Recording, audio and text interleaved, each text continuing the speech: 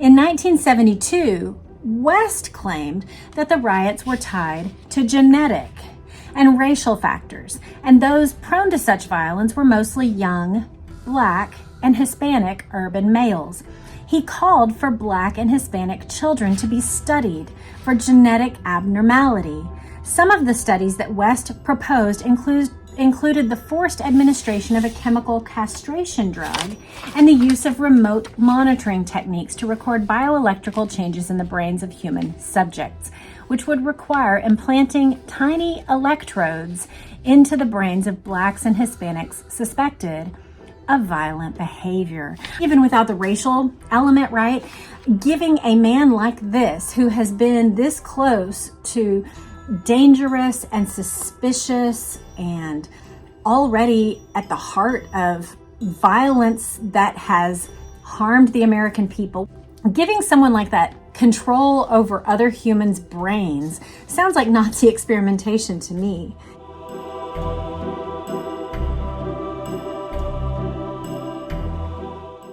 Hello and welcome back to my channel. I'm Jess Cannell, and if you're new, then welcome. I would love to earn your subscription with this video. Well, in this video, we are finishing up a series, I think a two-part series, but we may add on an additional article just for discussion's sake. So be on the lookout for that. But today we will finish up this article about Louis Jolly West. Now, last time we talked about, this is one of those times when I do not have the vintage magazines that you guys might come to rely on from me of I search antique malls and little antique shops and thrift stores for these kinds of magazines. But we are going to read this article. It's called CIA Psychiatrist Louis Jolly West's 1960s LSD Mind Control Experiments Come Back to Haunt America. And in part one, we talked about how, oddly, Jolly West, who was a psychiatrist employed by the CIA, he received many government grants involving mind control, hallucinogenic properties of psychotropic medicines, what could be done with both hypnosis and dissociation.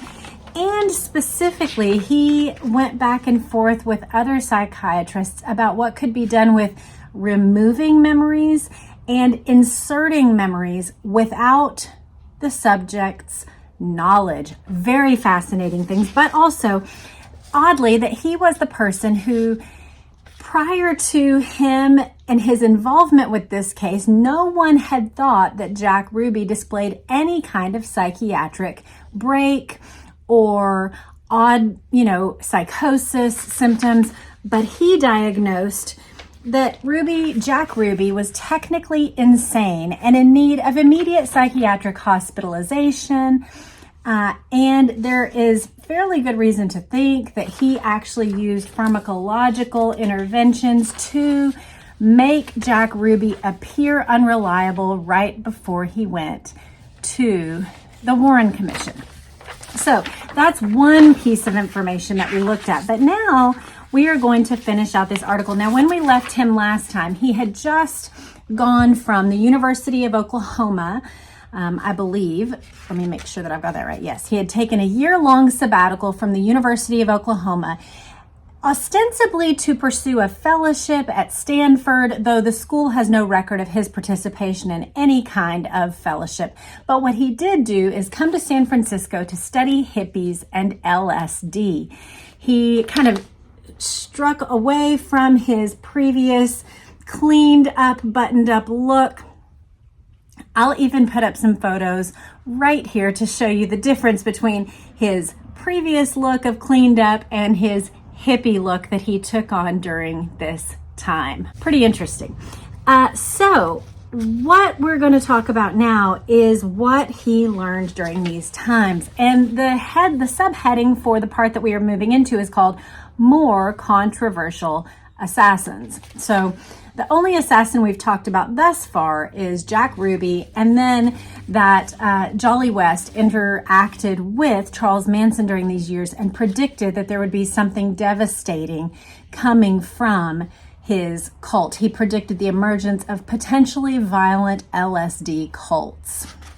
So, other controversial cases West was assigned to included evaluating Sirhan, who was accused of assassinating Robert F. Kennedy at the Ambassador Hotel in Los Angeles on June 5th, 1968. West claimed that Sirhan had been subjected to psychic driving, which was also advocated by the above-mentioned psychiatrist Ewan Cameron, a mind-altering technique involving looped audio repeated to a subject under the influence of hypnosis or paralytic drugs, creating a trigger word or sentence that, when used, would activate a hidden personality programmed within the subject.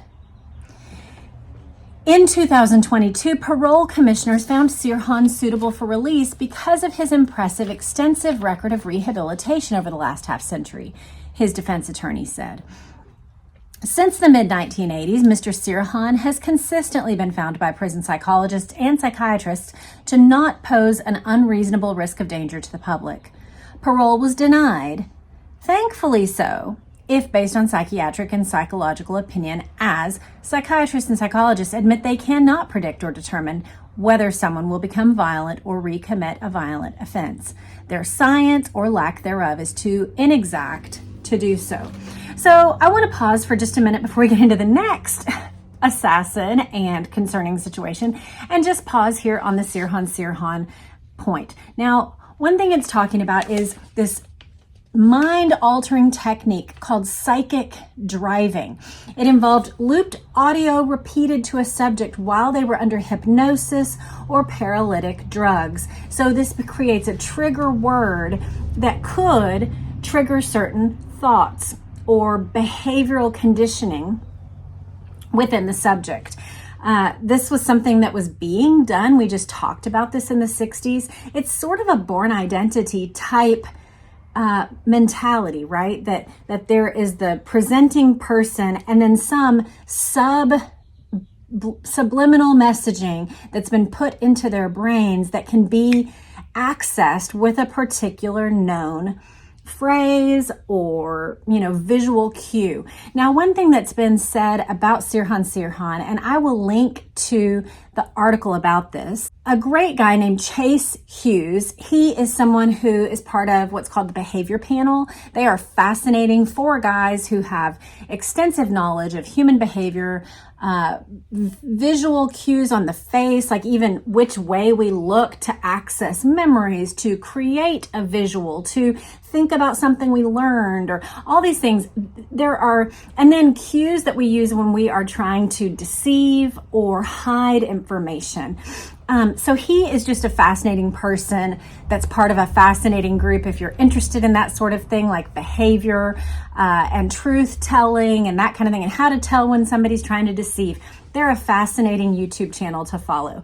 But he himself did an individual video all about Sirhan and this kind of mind control. So I am going to link that in the comments as well so that you can access it. But the basic idea is that he followed this rabbit trail and he tried to look into these various psychologists, what they were researching and what was possible at the time. And he found that this was entirely possible, that these people were in the business of removing certain memories, inserting other memories, and even having this sort of visual or audio cue that if somebody got close enough to your ear, perhaps they could repeat the phrase and cause you to have certain programming that overrode whatever your natural belief system or desires might be at the moment.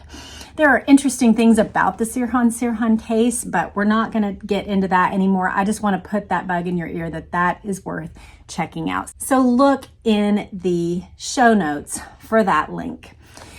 We'll continue. Jolly West and fellow CIA-funded psychiatrists Martin Orne and Robert J. Lifton provided pre-trial psychological examinations of Patty Hurst. This is a story that I actually have a few articles about that I would love to dig in with you guys. Let me know in the comments if you are interested in that, because that's something that once I started, just like I talked about in the last video, once I started paying attention to, okay, if Jack Ruby actually did have some sort of psychological intervention, if Sirhan actually did have hypnotic influenceability and he literally could not remember the moment of the assassination, and there were some weird physical cues, like his finger kept firing at the trigger even long after the gun was emptied, and he had no recollection and seemed legitimately to have no memory of the actual moments of the assassination. When I started paying attention to things like that, and then I think about other modern influences that have had similar things, I thought the next time I was doing my little antique magazine search, I came across the picture of Patty Hurst. And the only thing I knew was that she was maybe a relative of someone who was super rich, and that she had become a part of some sort of like crazy terrorist group and was standing there with a machine gun. And I just thought, oh my goodness, this fits that same pattern of someone who is either CIA and they're trying to kind of wash it out of the cycle when a weird photo was made public. Anyway, it just fits the pattern of intelligence and or hypnotic psychosis and or the Charles Manson type behaviors. So here we go. I've never read anything about it. We're about to get into Patty Hurst. They provided pretrial psychological examinations of Patty Hurst, who was criminally charged in September 1975 for her participation in an armed robbery perpetrated by the Symbionese Liberation Army, the SLA, in 1974. The granddaughter of William Randolph Hearst and the daughter of Randolph Hearst, both influential in the newspaper industry, claimed that she was kidnapped by the SLA from her apartment in Berkeley, California, and was brainwashed into participating in the SLA movement to end capitalism. The jury for the February 1976 trial had to be persuaded that Patricia had been coerced or brainwashed by the SLA. The difficulty with this defense was that Patricia, prior to trial, had admitted to joining the SLA, even though they told her she could be released if she wanted to. West testified that after a 15-hour interview with Hearst, that she was a, quote, classic case of coercive persuasion or brainwashing. Quote, if she had reacted differently, that would have been suspect. Here is Hearst's account of what happened after her arrest.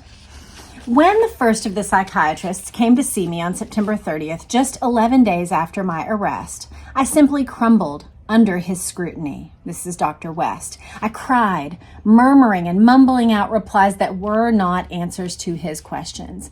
He thought I was refusing to cooperate with him. This was Dr. Louis Jolyon West, chairman of the Department of Psychiatry at UCLA, an internationally recognized expert in his field. I thought he had a creepy, hypnotic voice, a tall, heavy-set man who appeared to be kindly. I suspected Jolly of being too smooth, too soothing to be trusted. Interesting. So he interacted with, let's just keep our record, Jack Ruby, Charles Manson, Sirhan, Patty Hurst, and we're about to get another one from my childhood, actually. West made 17 or more visits to Timothy McVeigh, who was in prison for the April 19th, 1995 bombing of Alfred P. Murrah Federal Building in Oklahoma City, which killed 168 men, women, and children. The incident was considered the greatest act of terrorist violence ever committed in the United States at that time. In his book, Others Unknown, Stephen Jones, the chief defense counsel in the United States versus McVeigh, stated, "The real story of the bombing stretches web-like from America's heartland to the nation's capital, the Far East, Europe, and the Middle East, and much remains a mystery. Now, this is not the story that I was told when I was a kid. It's just a mean guy who wanted to do it. He had his own reasons, whatever. But here we go. According to David Hoffman in the Oklahoma City bombing and the politics of terror, McVeigh had been a sergeant in the Army and done courses in PSYOPs, psychological operations, at Fort Riley. PSYOPs is the study of psychology for military purposes, primarily, quote, to induce or reinforce foreign attitudes and behavior favorable to the originator's objectives. So whatever the objectives of the person who is originating the psychological operation, they are inducing attitudes and behavior that are foreign to the person who is receiving it. So psychological operations can be anything from mass messaging going out over a population.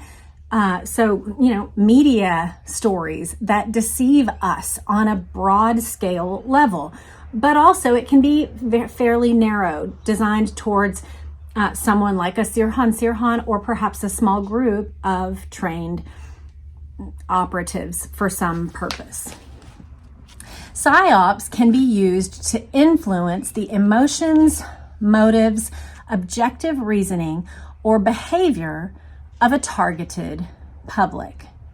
West went to Oklahoma City in the wake of the bombing, purportedly to head up the American Psychological Association trauma response team. So this is 1995. This is not long before he would die, but we're talking about 30 years after his interactions with Jack Ruby. I had no idea that he was still operating in this capacity.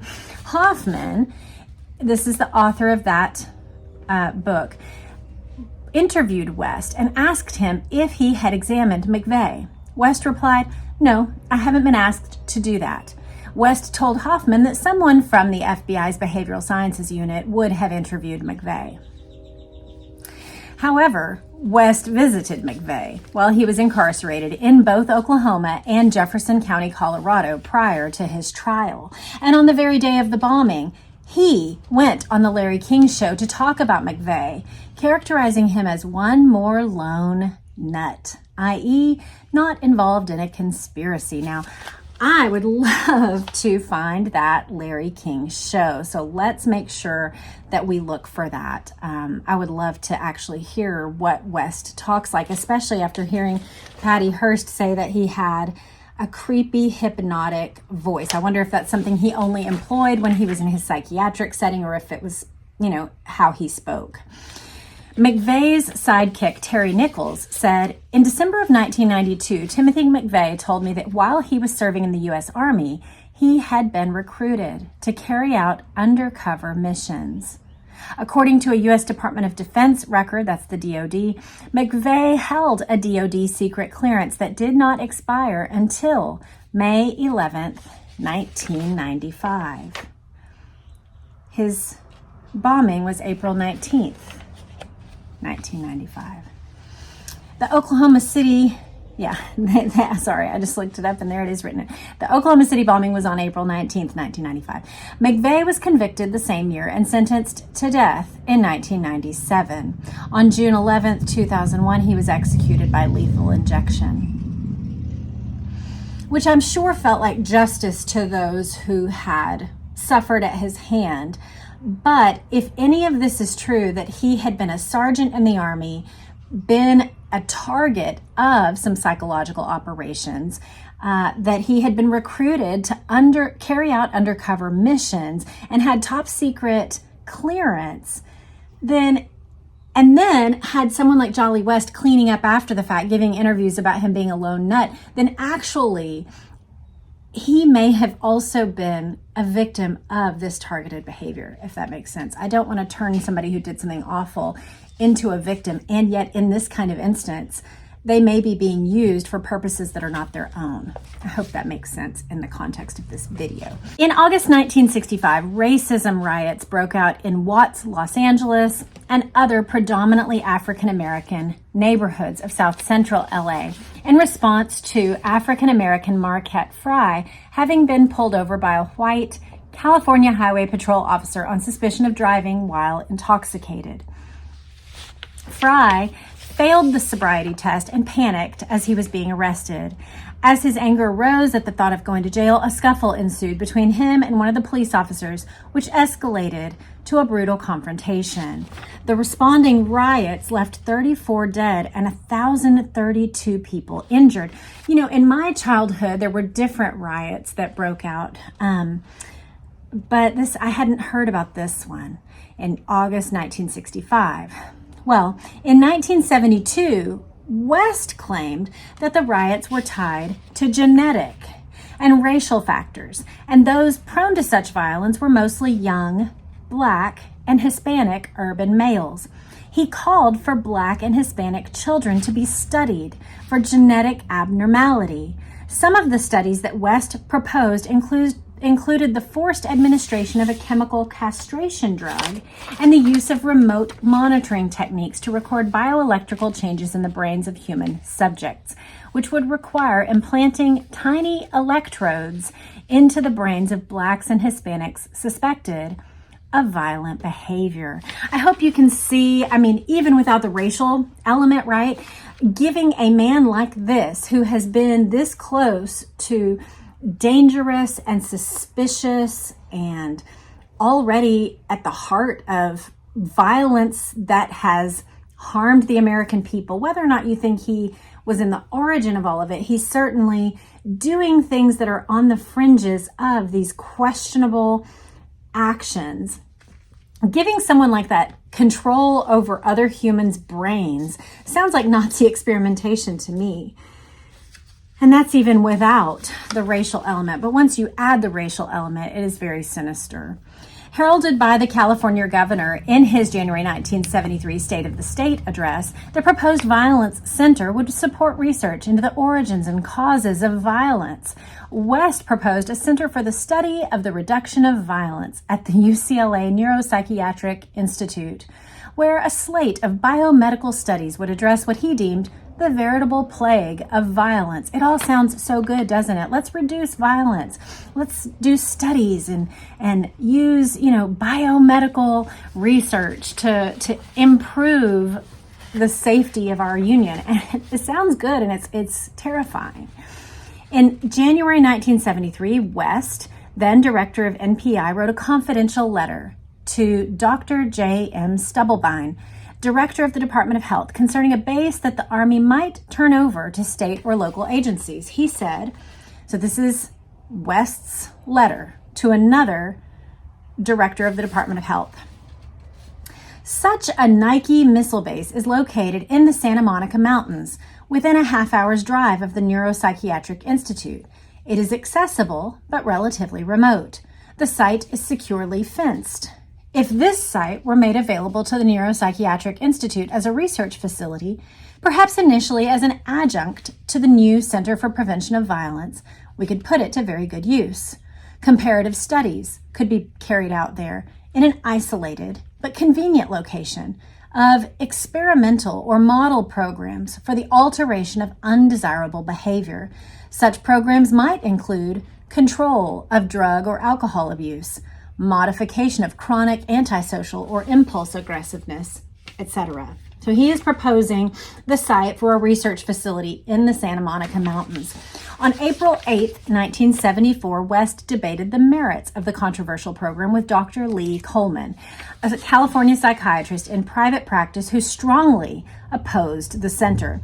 Coleman described the project as a domestic search and destroy operation involving psychosurgery and other frightening kinds of behavior control, which completely disregarded the use of violence by those in power and the social inequities that often lead to violence on the part of the oppressed. West claimed violent offenders could be given psychosurgery, an operation that destroys healthy brains. West did not reject, however, Coleman's statement that the center originally planned to use prisoners and involuntarily hospitalized mental patients as some of the experimental subjects. So West is willing to do psychiatric and brain surgery on experimental subjects who have no authority over their own bodies, prisoners and mental patients. That plan, however, was stopped due to public outrage. There were civil rights groups, feminists, prisoners' rights, students' organizations, the Western Regional Chapter of the NAACP, and this group that wrote this article, which is the Citizens Commission on Human Rights. Because of the outrage from all of these groups, there was months of political negotiation. The state of California denied funding to this center that was being proposed by West. And they make the statement that all CIA records pertaining to West should be made public, although many of the MK Ultra records were ordered destroyed. An ongoing legacy of West is his affiliation with mental health groups, and they point to his connection with psychiatrist Frank Fremont Smith. This is someone who was affiliated with the World Federation for Mental Health, and they talk about the formation of this organization, that it was steeped in former Nazi Party psychiatrists, including Werner Villinger, Nazi T4 psychiatrist. He was that T4 was a designation for a Nazi psychiatric euthanasia project for Germany, deciding who would be killed. Also a senior psychiatrist at the Tavistock Clinic. It's interesting, the Tavistock Clinic, the only connection that I have with that name is that it was recently shut down because they were doing transgender surgeries on children, and that whole wing was shut down in Tavistock. But this article calls it Britain's psychological warfare body, the Tavistock Clinic. So I had no idea that the psychological warfare was connected with transgender surgeries. That's interesting. T4 killing consultant Frederick Maus, a professor of psychiatry, was an official delegate at the formation of this group, the WFMH, the World Federation for Mental Health. Another founding member was American psychiatrist Gregory Zilborg, who in 1940 had advised we should do nothing about the Nazis because they need to live out their aggressions. After World War II, this article explains that the plan leading up to all these psychiatric and mental health groups was to assert numerous psychiatrists as leaders in the planned development of a new kind of human being. The family is now one of the major obstacles to improved mental health and hence should be weakened if possible, so as to free individuals and especially children from the coercion of family life. Whoa. Okay, that's very interesting. That's a crazy quote. Today, the renaissance in LSD and other hallucinogenic drugs should raise an alarm. Yes, there is a push for all sorts of mind expanding. People are experimenting more with not just psychotropic medicines, but mushrooms. And there is a whole part that's even investing in the stock market in that regard. So it says that should raise an alarm. We're coming down to the last section of this article. And it says West's LSD research making a comeback. Psychedelics are on a fast track to becoming a commonly accepted chemical treatment. The Food and Drug Administration, the FDA, has officially given 3 breakthrough therapy designations to 3 different companies studying either psilocybin or MDMA, which is ecstasy. This is what I was just mentioning. I'm glad they're following up. A 2017 breakthrough therapy title was given to the organization MAPS, that's Multidisciplinary Association for Psychedelic Studies, for its research into MDMA for post-traumatic stress disorder. The FDA went a step further than simply giving it the title to speed things along. When it came time for MAPS Phase 3 trials, they were designed with FDA help. FDA also granted breakthrough therapy designation to a Europe-based company, Compass Pathways, for its psilocybin therapy for treatment-resistant depression. The company is running a 216-patient clinical trial and has made enough synthetic doses of the psychoactive ingredient and magic mushrooms to supply more than 30,000 patients. In a throwback to the military roots of LSD experiments, the U.S. Defense Advanced Research Projects Agency, or DARPA, a branch of the United States Department of Defense, houses the focused pharma program to develop new drugs that target a variety of psychiatric conditions. DARPA granted the University of North Carolina Chapel Hill's School of Medicine $26.9 million to help develop psychedelic-based drugs. DARPA announced it was beginning the program to develop versions of the drugs, purportedly minus the psychedelic experience. Yet, as one proponent of psychedelics, a journalist and author, wrote in Psychology Today in 2019, it is ironic that the Department of Defense, which partnered with the CIA in the inexcusably ill-conceived post-World War II effort to make psychedelic drugs a potential weapon of war, is once again so badly misunderstanding the nature and potential of these remarkable drugs. Hardly remarkable, and definitely ironic that the military is again following in West's footsteps. Remember, West believed that a dose of LSD on research subjects could replace their memories, and that the drug can leave users unusually susceptible and emotionally labile. That means, i.e., liable to change and easily altered. Prescription sales for antidepressants are estimated to be $50 billion a year globally, while the mental health market is worth about $100 billion in annual sales. Forbes reported that while biotech analysts say that FDA-approved psychedelic-assisted therapy with drugs like psilocybin and MDMA could seize $10 billion in annual sales by targeting the treatment-resistant depression subcategory, the real opportunity lies in replacing drugs like Prozac, Zoloft, and other selective serotonin reuptake inhibitors, that's SSRIs. Further, the psychedelic experience is an obstacle to mainstream adoption for a few reasons. Many people are afraid of tripping, and people with a history of psychosis and a family history of schizophrenia should not take psychotropic drugs. Patients on SSRIs, antidepressants, also should not take psychedelics for risk of adverse reactions. It behooves us all to ensure that the mainstream use of LSD in medical psychiatric practice is not permitted to proceed, and that psychiatrists of West's ilk are never again allowed to conduct mind control, drug, and psychedelic research on the country's citizenry. And now we have a whole host of their endnotes. So very well researched, very interesting article by the Citizens Commission on Human Rights. And their angle is clearly to prevent harm to human beings, but they point to a whole host of people, right? Patty Hurst, Timothy McVeigh, Sirhan, Charles Manson, who had some level of experimentation by this man who was the arm of the U.S. government into this research from the 1950s, 60s, and he was operating clear until 95 with Timothy McVeigh. So very fascinating. We will go ahead and follow up next weekend with this one. It's called The CIA's Appalling Human Experiments with Mind Control. We will look at that next time. You guys let me know what you think in the comments. I can't wait to read what your thoughts are about these things. What do you find with the connections with these various people from history that we have been led to believe are monsters, lone nut gunmen, lone nut bombers, and yet they have eerie connections to this man who has a terrible history with our own government. So I look forward to reading your comments. You guys have a great day. Hopefully, even with this kind of sordid topic, it gives you plenty of mental things to chew on. Have a great day. Bye.